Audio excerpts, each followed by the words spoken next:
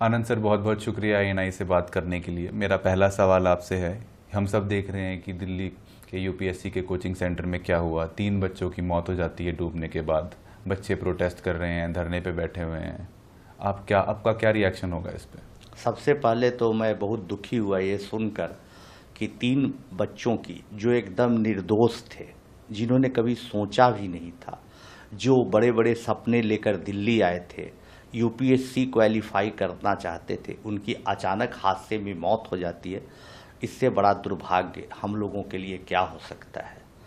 सबसे पहले तो हम उनके माता पिता के प्रति संवेदना व्यक्त करते हैं और भगवान से प्रार्थना करते हैं कि उनकी आत्मा को शांति मिले। सर, दिल्ली में नहीं, पटना में भी 3000 जो कोचिंग सेंटर्स हैं उनकी सेफ्टी को भी लेकर सवाल उठे हैं। पटना का एक फेमस टीचर है, उनका भी कोचिंग सेंटर है, वो भी सील कर दिया गया है, बंद कर दिया गया है। तो दिल्ली, पटना, कोटा, हर जगह बच्चों की सेफ्टी के साथ खिलवाड़ हो रहा है। सेफ्टी को ताक पे रख के उन्हें पढ़ाया जा रहा है।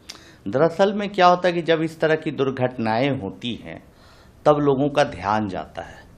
ये तो सरकार की जिम्मेवारी है, उनकी नैतिक जिम्मेवारी की टाइम टू टाइम इसको चेक करते रहें, इसका इंस्पेक्शन करते रहें कि कहाँ चीज़ें खराब हो रही हैं।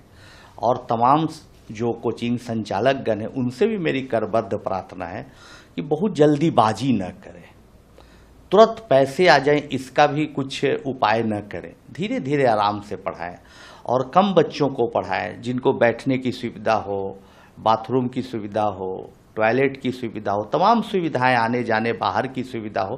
तो इसका ख्याल रखना बहुत ज़रूरी है। ऐसी नहीं कि मैं अपनी कोई बड़ाई कर रहा हूँ, प्रशंसा कर रहा हूँ।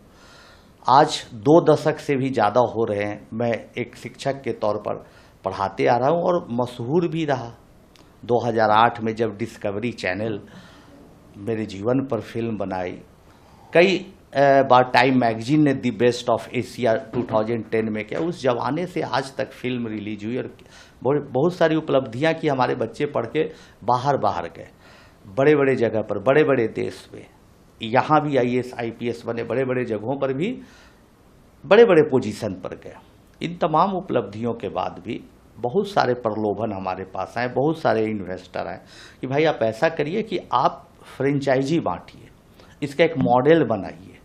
लेकिन हमारे जो भीतर का शिक्षक है कभी इस तरह का एक्सेप्ट नहीं किया कि दनादन पैसे बनाओ। तो मेरा तमाम लोगों से, किसी इंडिविजुअल से नहीं, तमाम शिक्षकों से ये रिक्वेस्ट है कि हमारे देश में शिक्षा को बहुत महत्वपूर्ण स्थान दिया गया है, गुरु को भगवान का दर्जा दिया गया है।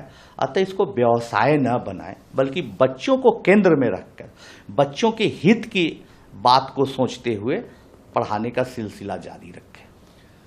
आनंद सर, फीस